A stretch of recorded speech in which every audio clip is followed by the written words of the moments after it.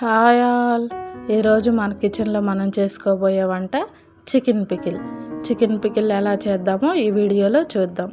ముందుగా మంచిగా కట్టగలిగిన ముక్కలను తీసుకొని శుభ్రం చేసుకొని ఉప్పు పసుపు వేసి పట్టించి ఒక అరగంట పక్కన పెట్టుకోవాలి.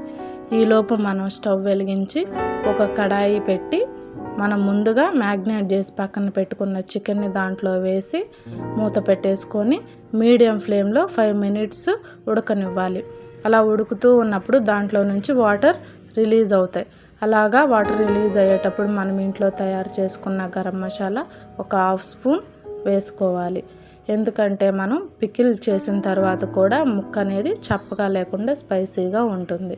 అలా వేసుకున్న తర్వాత కలుపుకొని మూత పెట్టేసి దాంట్లో ఉన్న వాటర్ అన్నీ ఇంకిపోయే వరకు మనం అదే మీడియం ఫ్లేమ్లో ఉడికించుకోవాలి. అలా ఉడికిన చికెన్ని తీసి మనం పక్కన పెట్టుకోవాలి.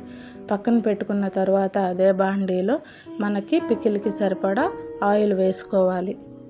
ఆయిల్ వేసుకొని బాగా వేడవనివ్వాలి.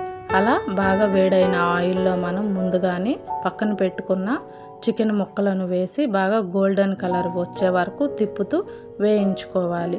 హై ఫ్లేమ్లో పెట్టకూడదు, ఎందుకంటే ముక్క పైన క్రిస్పీగా ఉండి లోపల అనేది రబ్బర్ లాగా ఉంటుంది. మీడియం ఫ్లేమ్లో పెట్టి మనం మెల్లగా కదుపుతూ గోల్డెన్ కలర్ వచ్చే వరకు ఈ వీడియోలో చూపించేలాగా ఫ్రై చేసుకొని మనం పక్కన పెట్టేసుకోవాలి.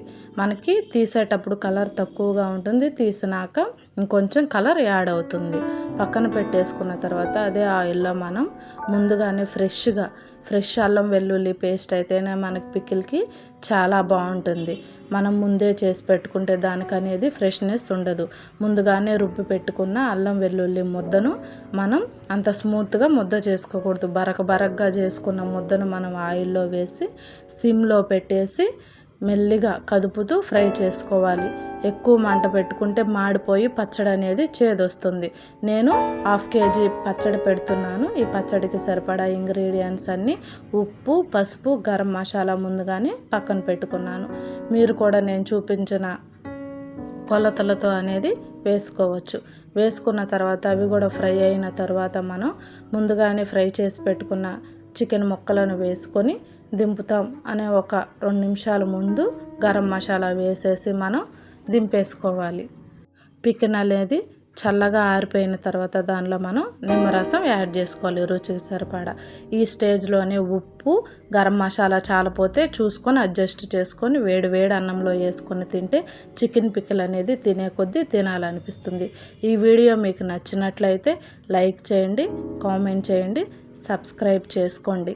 ఇలాంటి పికిల్ని చేసుకొని హ్యాపీగా తినేసేయండి. బాయ్.